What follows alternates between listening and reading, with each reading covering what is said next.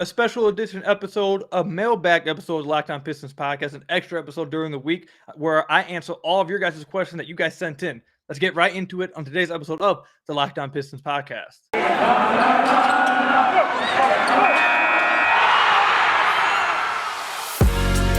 You are Locked On Pistons, your daily Detroit Pistons podcast, part of the Locked On Podcast Network, your team every day. What's the deal? Welcome back to another episode of the Locked On Pistons podcast. Per usual, I'm your host, Kuka Hill. You can find me over on Twitter at Kuka Hill. I want to thank you guys for making Locked On Pistons your first listen of every single day. We are free and available on all your podcast platforms. And if you haven't already, head to our YouTube channel, hit that subscribe button. It's the best way to support the podcast. We are nearing in on 2,000 subscribers. Let's hurry up and try to get there. Continue to show that we are the best fan base at the Locked On Network. I appreciate all the support you guys are showing me. And again, hit that subscribe button over at the YouTube channel. It's the best way to support the podcast. But yeah, we got a lot of questions this week. We got over 20 questions just sent on Twitter. I don't know if we'll even be able to get through all of those. We got a few more on YouTube. We'll try to get to those ones, but let's see how many we can get into. I know last night there was a Pistons game against the Charlotte Hornets. I was not able to watch that game. I was at my old high school watching their senior night to support my old coach, he was a JV coach when I was there, but he got promoted to varsity. Me and him are pretty close, so I went to go support him on their senior night. They won their division title, so went over to my old high school, missed out on last night's game. It doesn't look like I missed out on much. It was a pretty rough game to watch, even though I did see Killian Hayes had a pretty good game, had double-double off the bench, which was really good to see, especially coming off the game the night before where he fouled out in 15 minutes. Definitely good to see him bounce back and use the following night as a redemption kind of game because of how poorly he was the night before. But we're not going to talk about that game. We're going to go ahead and get right into the questions. And there's a few questions. I'm going to skip around because there are a few questions I really wanted to talk about. And then we'll try to because you guys always send in some fun questions too. And I encourage you guys to try to have some fun with it as well. But there's some serious ones that I want to answer here first. So the first one I want to talk about is from Derek Brooks on Twitter. He says, "Where is all the scuttlebutt?" Great word. Coming from in regards to the front office not being on the same page. Have heard it a lot recently. And for reference, I'll add the most recent clip I've heard. And he sends a clip of a podcast here where they talk about the Pistons front office possibly being split up a little bit. This was something I believe we talked about when I very first took over the podcast. It was one of my very first episodes, almost a year ago now. We talked about this issue possibly coming about. You know, you got Arden Tellem in the front office, you got Ed Stefanski, and you got Troy Weaver. Obviously, Ed Stefanski was there beforehand. And he basically was kind of like a placeholder, I guess you want to kind of call him until they got their actual GM, which is Troy Weaver now. But over the last few weeks, there were plenty of rumors coming out that the front office was split about what to do with Jeremy Grant. It sounds like Arden Tellem wanted to move Jeremy Grant right now, wanted to move him before the deadline, and Weaver sounded like he wasn't too opposed to just holding him through the rest of the season and just keeping him till off season before the draft came around then. And obviously we see which one won out. They ended up staying until the off season. But this would be my one concern with that.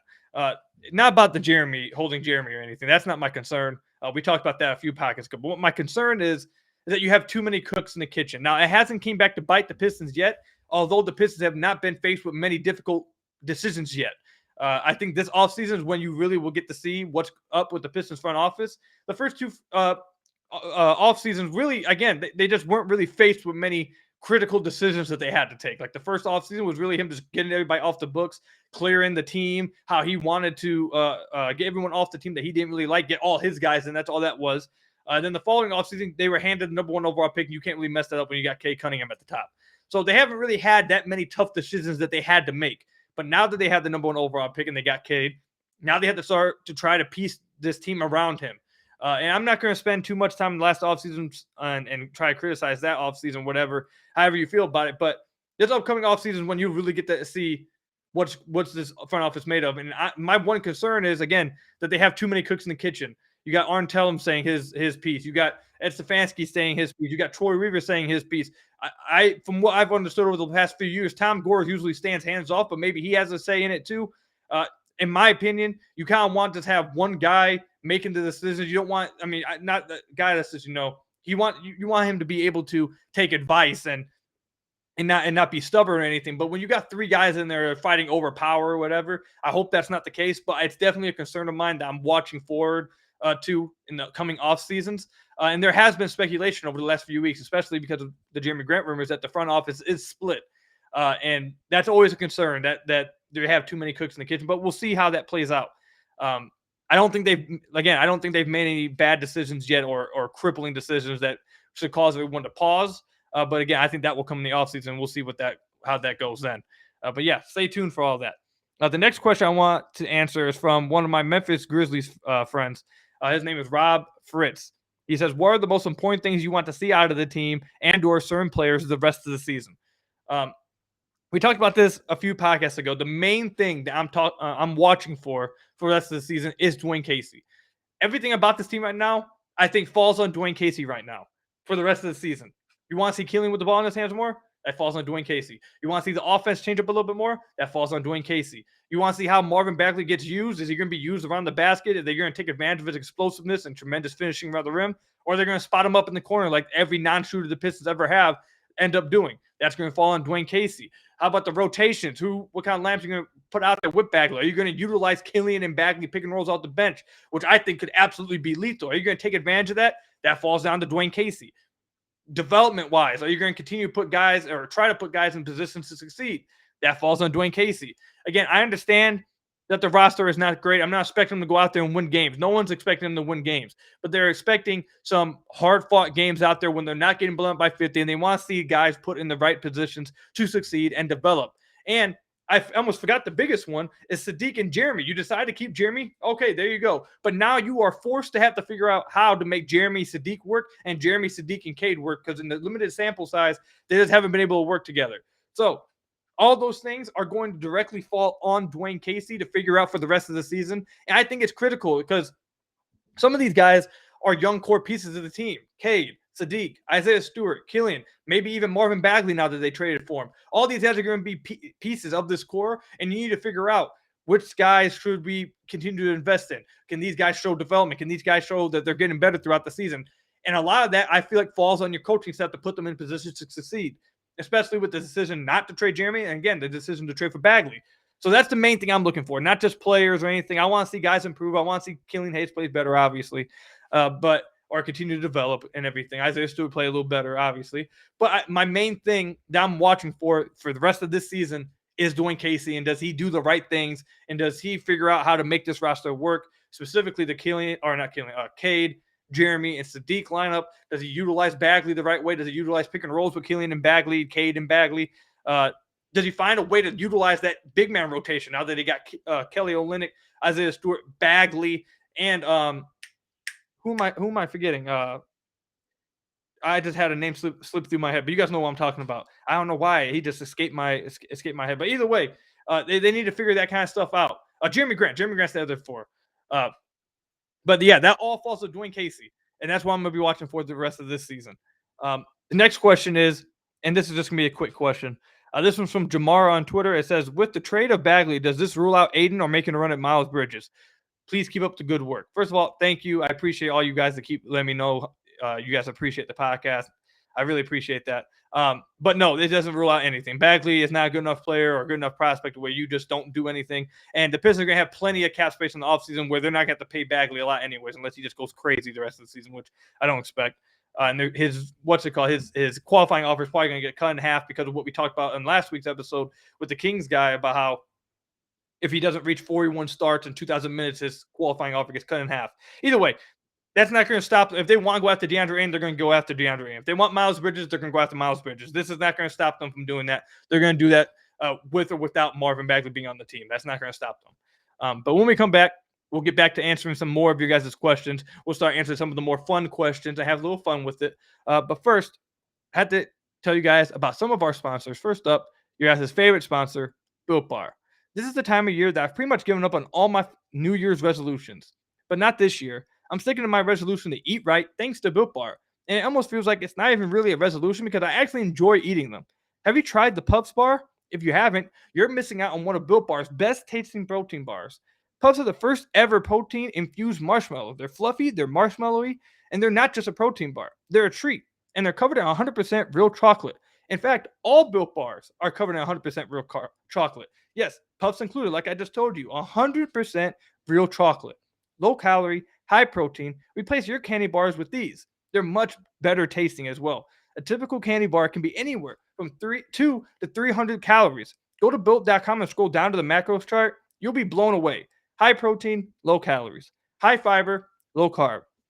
Most Built Bars contain 130 calories, 4 grams of sugar, 4 net carbs, and 17 grams of protein. Compare that to a candy bar, which usually has around 240 calories, 30 grams of sugar, and a dozen of net carbs. And they have plenty of flavors as well: mint brownie, coconut almond, and you guys know my favorite, peanut butter flavor.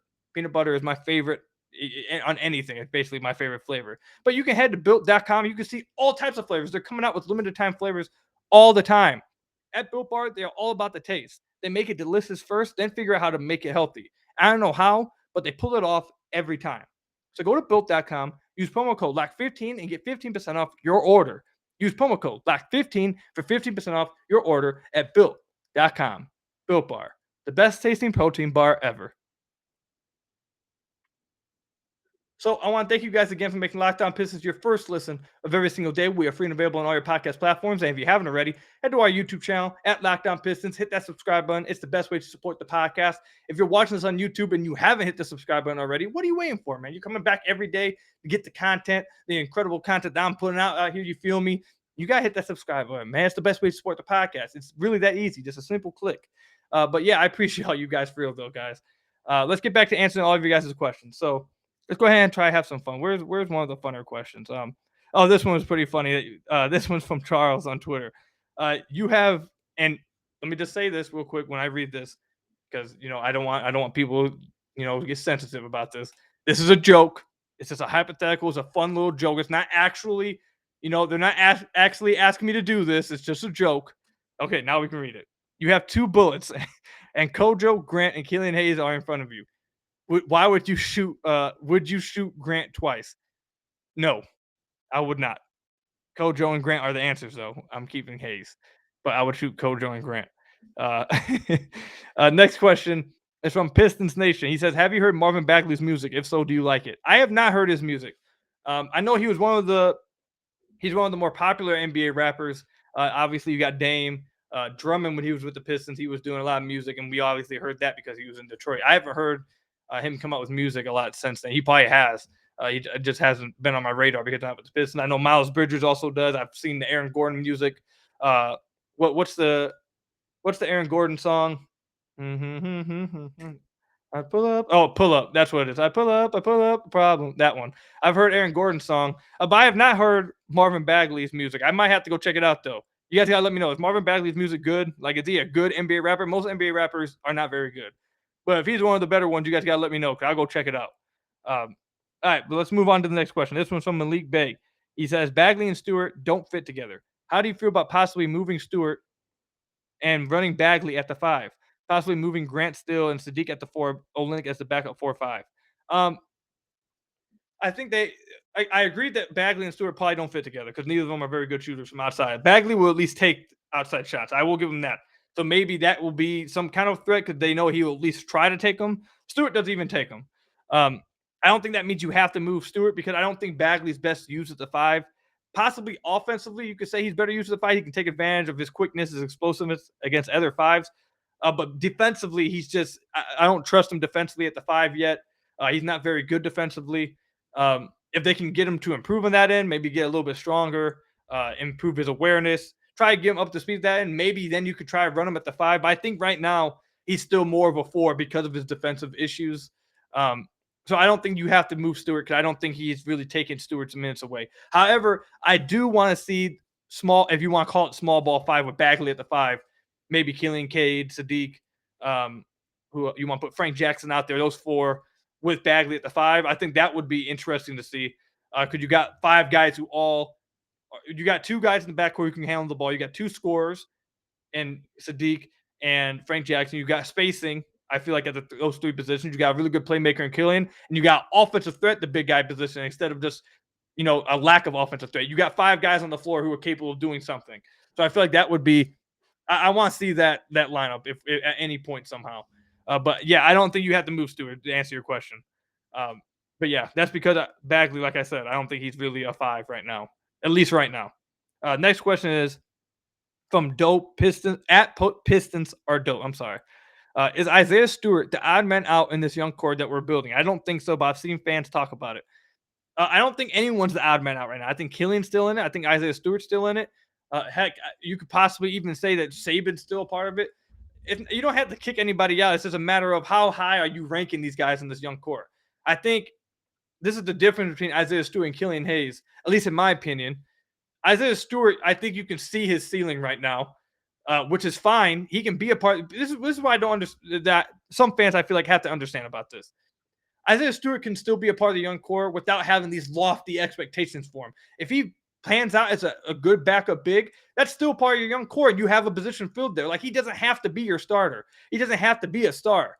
So I don't think he's the odd man out. Guys saying that he's probably a backup, I don't think that means he's the odd man out. I just think that means that's the role that he needs to fill. So I don't see why he'd be the odd man out. You shouldn't just get rid of him unless you think you're getting someone better. But yeah, him and Killian. Neither of these guys are out the young core. Isaiah Stewart becomes a backup 5.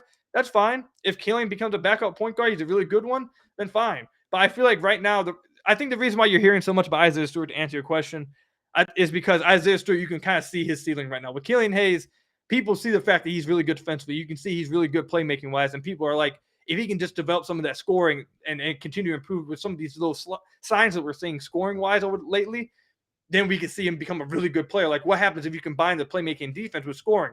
Now you got a really good player. So I feel like that's why you're seeing more people maybe hold on to hope with Killian, think higher things for Killian, because his ceiling probably is higher. It's harder for Killian to hit his ceiling, but people see a higher ceiling.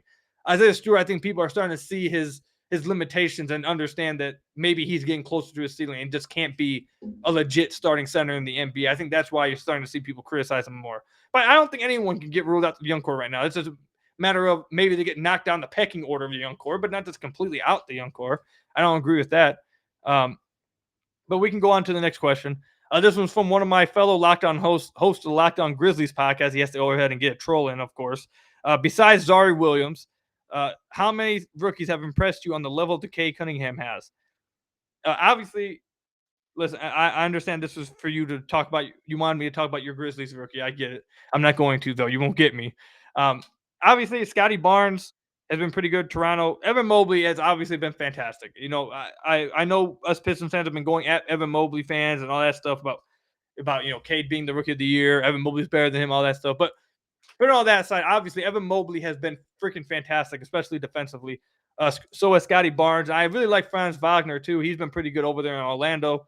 So I think this rookie class, honestly, is just really good across the board. Ayo Dosunmu over in Chicago, he's really good as well this year. I just think this rookie class is really deep, to be honest. I like a lot of guys, but I'll give you 2 guys, I guess, on the level as Cade Cunningham, Scotty Barnes, and Evan Mobley. And maybe actually, you might even put Franz Wagner possibly over Scotty Barnes. I don't know, though. You guys let me know. But those are the guys. I think that's a good little tier right there. Again, I think the rookie class is really damn good this year. I think that's really good to see. Get a bunch of new young blood into the NBA, especially with some of our guys that we grew up growing up watching, starting to get older and getting close to getting out the league. It's good to see some good young talent coming in. But next question is from Nick Sido 2 on Twitter. You only sign one of these free agents in the summer. Who will it be? Jalen Brunson, Miles Bridges, and DeAndre Ayton. And this got a lot of replies, so a lot of you guys chimed in on this. So my answer to this, it's not Jalen Brunson. I'm not as big on Jalen Brunson as everybody else is. I'm gonna keep it a buck. I'm not that big on him. But I think my answer would be Miles Bridges. I think the Pistons have been desperately lacking this wing guy who's a good creator and extremely athletic kind of guy, like an athletic creator on the wings. Hamidou Diallo is extremely athletic, but he's not really a creator. He can't shoot from outside. He can't create for himself a lot, I feel like. But Miles Bridges would be amazing, and I feel like that would probably fill a role that the Pistons haven't had since when? So, like, who's the last wing guy that you can picture that was an athletic creator? Like, Blake was an athletic creator at the wing spot. He was our power forward.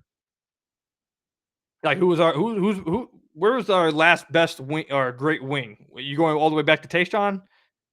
Like, I don't know. Like, I think Miles Bridges fills the need. DeAndre Ayton's fine, but I feel like the center position is something that the Pistons could probably find for cheaper for some.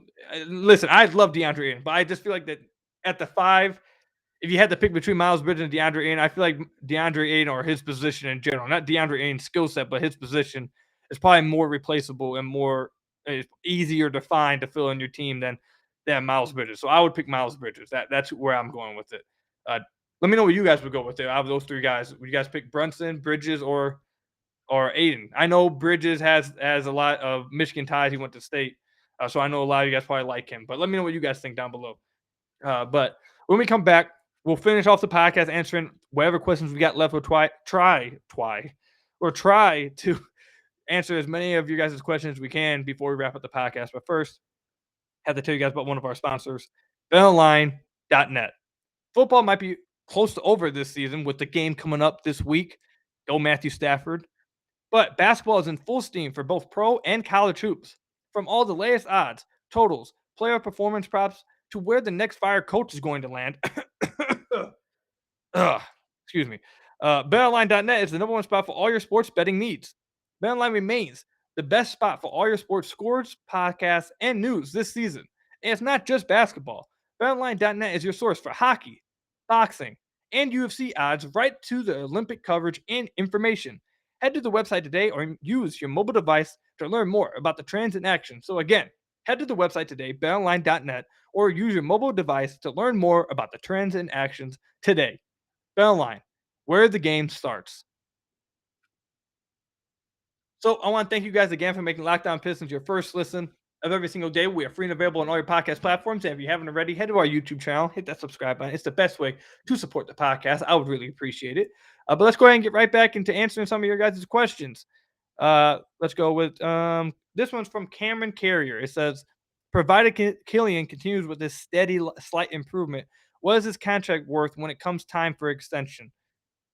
Um,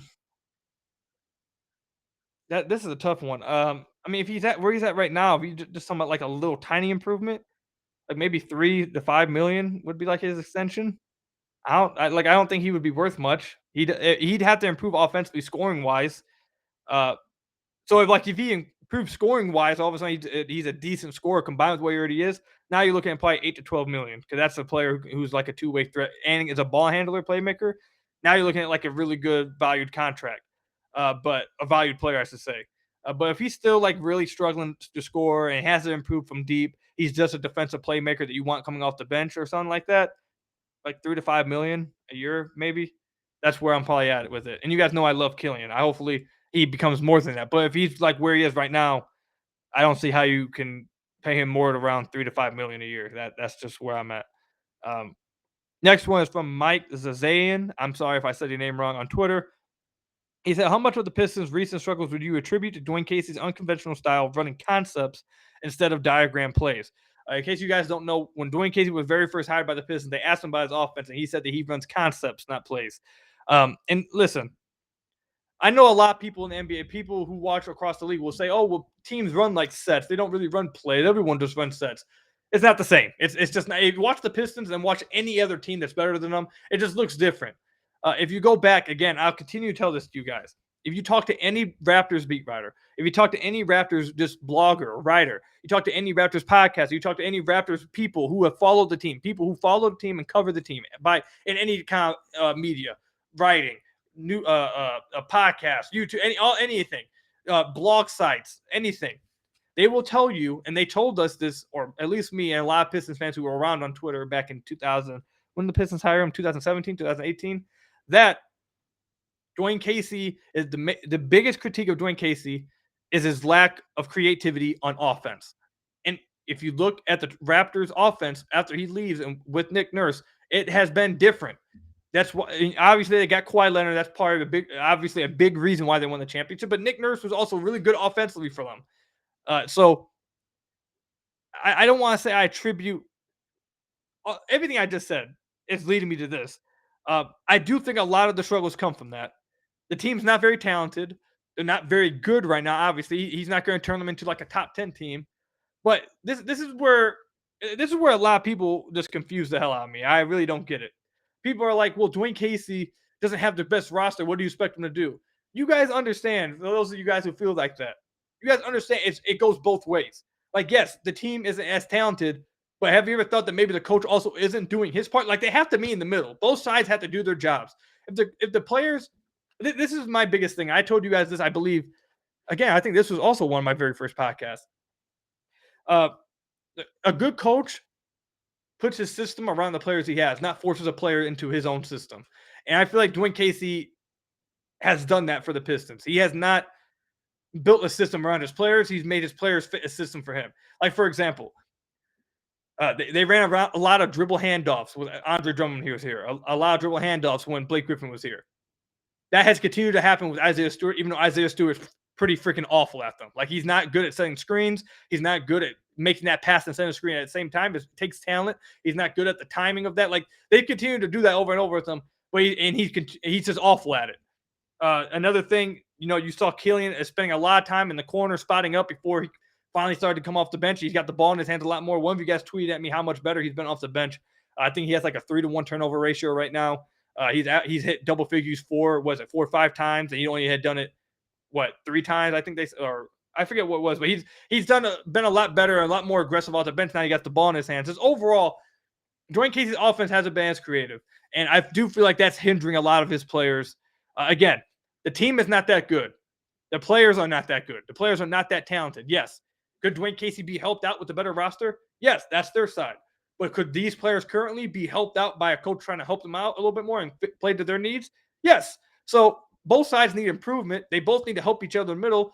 And just like you can say that the players are probably not helping Dwayne Casey as much because they have limitations that need to be worked around, you can also say the same thing about Dwayne Casey. And the players from the players side, hey, I have these limitations. I need you to help me work around these and build something around our limitations so we can play to our strengths. It goes both ways, is basically what I'm saying. So, yes, I do think that Dwayne Casey should take some blame for how poorly the team is. Players do too, but Dwayne Casey should also take some. Next question is from L.O. Quint on Twitter. It says, what do you think they'll do with the extra roster spot? Excuse me, my God.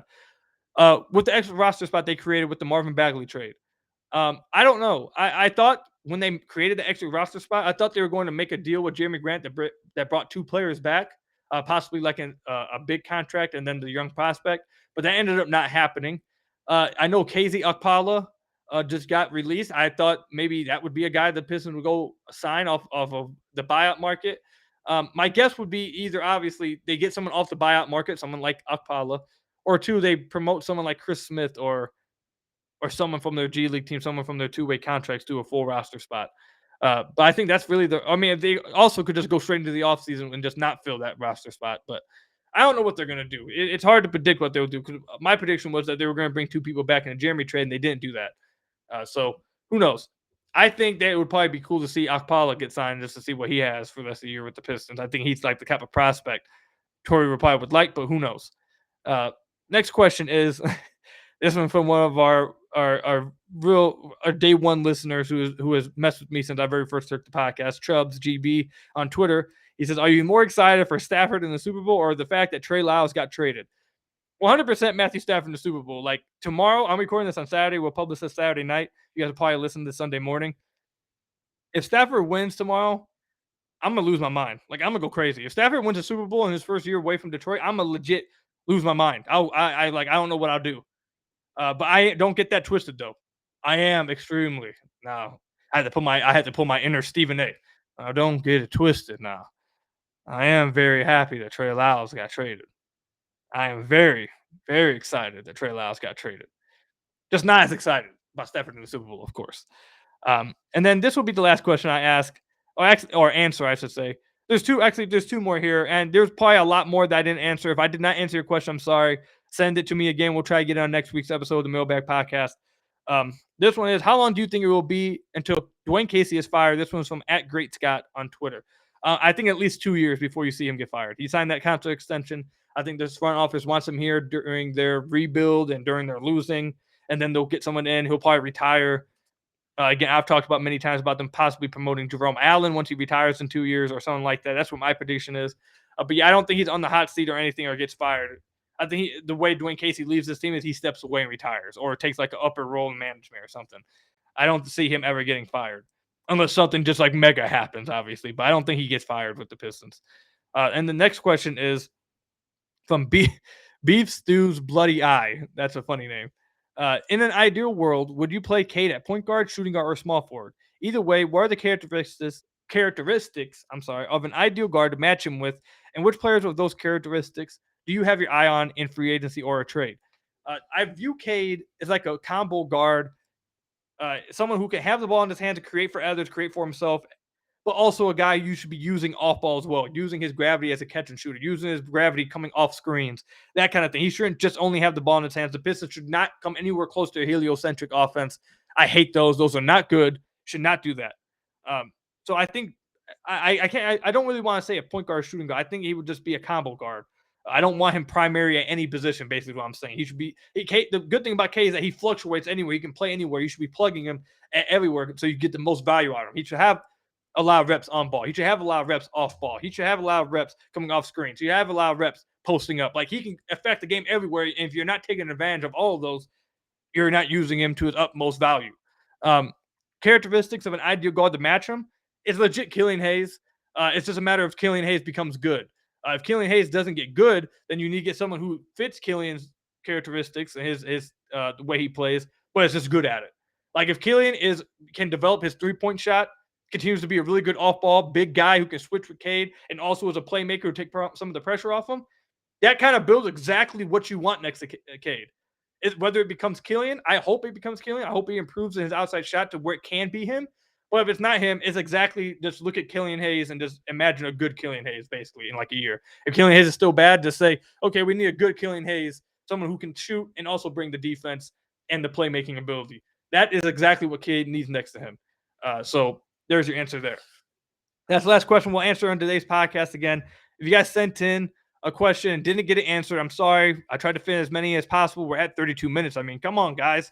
But if you didn't get an answer, send it to me for real on Twitter at Kuka Hill or comment down below in the YouTube section. I'll try to answer it for next week's episode. Thank you guys for listening to this bonus episode on Saturday.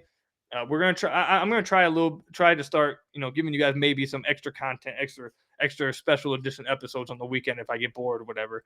Especially with the season winding down, might do this a little more often. But yeah, until next time, I'll see you guys later. Make sure you guys make Locked On Bets your second listen of every single day, your daily one-stop shop for all your gambling needs. Hosted by your boy Q with expert analysis and insight from Lee Sterling. It's free and available wherever you get your podcasts. Thank you guys for listening to today's podcast. Thank you for making Locked On Pistons your first listen of every day. We are free and available on all your podcast platforms. If you haven't already, head to our YouTube channel, hit that subscribe button. You know what the deal is. I'll see you guys later. Go Matthew Stafford in the Super Bowl. I'm going to be so ecstatic on Monday's episode if Matthew Stafford wins. Like, you guys don't understand. I'll probably be just out of it. Go Pistons, man. I'll see you guys later. Peace out, everybody.